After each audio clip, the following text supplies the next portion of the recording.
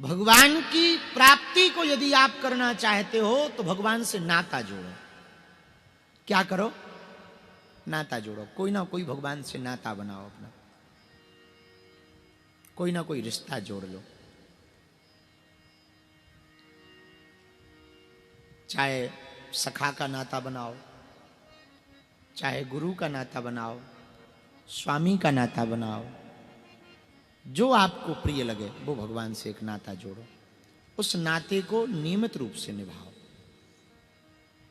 जब तक जीवन रहे उसी नाते से भगवान को देखो कि हे प्रभु, हम आपके दास हैं, आप हमारे स्वामी, या आप हमारे पिता हो, हम आपके पुत्र हैं, या आप हमारे सखा हो, हम आपके छोटे से दास हैं, हम पर महती कृपा करो।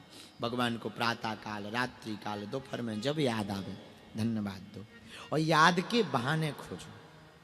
हमसे एक भगत जी पूछ रहे थे कि आप बार बार कभी वृंदावन कभी संतों के पास बहुत जाते हैं, आपकी निष्ठा तो बहुत है। अब उनको हमने अपनी बात नहीं बताई।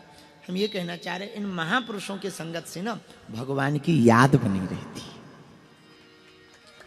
है। तुम यहां आ गए तो देखो हनुमान जी की याद है कि नहीं?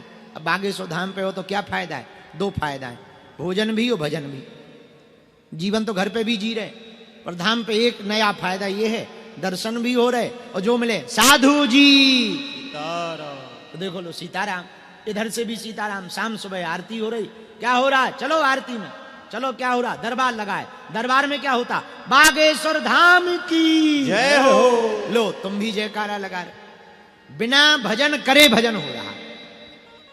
घर पे तुम करने भी बैठो सो आगे को लगो मन इतना खतरनाक है, पूछो ना। ये मन राम तो इतना है, भजन करन में आलसी, भोजन में तैयार, और तुलसी ऐसे नरन को बार बार धिक्कार। भजन करने में मन इतना खराब, अरे पूछो ना। पूजा सूजा सी लगे, पूजा में बैठो तो सुई जैसी चुभती हैं, और आदमी पूजा करने के बाद मोबाइल की तरफ ऐसे भागता है जैसे भगवान ने ओटीपी भेज रखा। आओ आओ, कई लोग ऐसे हैं, वो पूजा करते जाए। एक जगह तो हम एक जगह गए तो वो पूजा कर रहे थे यार, स्तुति गा रहे थे, श्री रामचंद्र कृपालु भजमन हरणो भव दारुणम, और इधर रील खिसका रहे थे।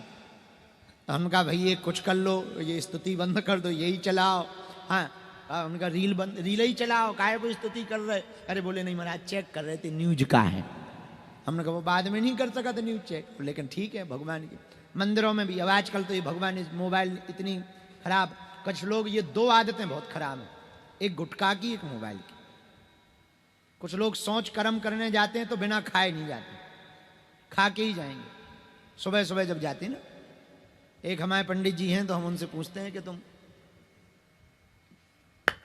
क्यों लेते हो?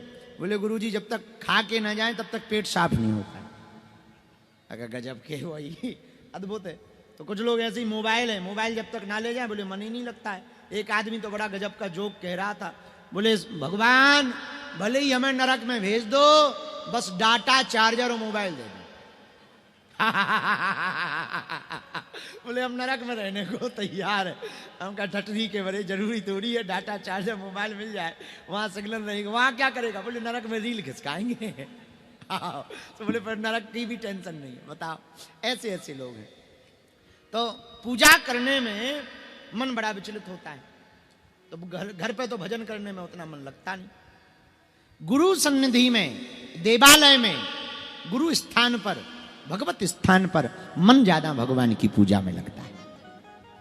तो देखो बिना भजन का भजन होता कि नहीं होता? धाम पे परिक्रमा लगाते हो तो क्या कहते? सीताराम सीताराम। तो हम लोग भी क्या कह देते? सीताराम। कोई चिल्लाता, छोटा सा बच्चा आके चिल्लाता साधु जी सीताराम। लो अपने आप देखो जप हो गया।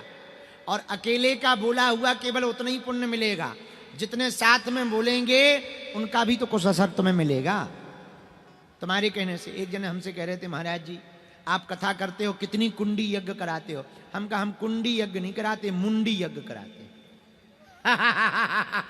बोले मतलब? हम कहा कुंडी नहीं, जितनी मुंडी उतनी कुंडी। आओ हमारी कथा में जितनी मुंडी बैठ जाए उतनी कुंडी कथा है। तो बोले वाह, यज्ञ करानी चाहिए कथा में। हम कहा भैया कई लोगों को टाइम नहीं है, तो हम यही मुंडी को ही कुंडी समझ के यज्ञ समझ लेते हैं। उसका दूसरा फायदा ये है, लाखों लोग जब एक साथ बैठ के जप करते हैं, हम कह देते सीताराम बोलो तो सीताराम बोलते, एक साथ लो हमारी 40-50 माला खिसक गई है। देखो कितना बड़ा फायदा नहीं है, खुद भी भजन कर रहे, दूसरों से भी करवा रहे, इससे बड़ा क्या फायदा हो सकता। बोलो सीताराम। बालाजी महाराज के कृपा पात्र बागेश्वर धाम पीठाधीश्वर परम पूज्य धीरेन्द्र कृष्ण शास्त्री जी महाराज का पावन संकल्प। मध्य प्रदेश में छतरपुर के ग्राम गढ़ा में बनेगा विश्व स्तरीय कैंसर अस्पताल एवं रिसर्च सेंटर, जिसकी आधारशिला देश के यशस्वी प्रधानमंत्री नरेंद्र मोदी जी के कर कमलों से रखी जा चुकी है। 200 करोड़ रुपए की लागत वाले 100 बेड के इस अस्पताल में गरीबों का होगा मुफ्त इलाज। ये बहुत बड़ा अवसर है, बहुत बड़ा काम है। संकल्प बड़ा हो, संतों के आशीर्वाद हो, प्रभु की कृपा हो, तो समय सीमा में सब पूर्ण होता है। हमारे प्रियजनों, बागेश्वर धाम पूरे भारत के लोगों, अभी तक अस्पतालों में मंदिर थे, अब मंदिर में अस्पताल होगा। कैंसर हॉस्पिटल निर्माण हेतु सहयोग देकर पुण्य के भागी बने।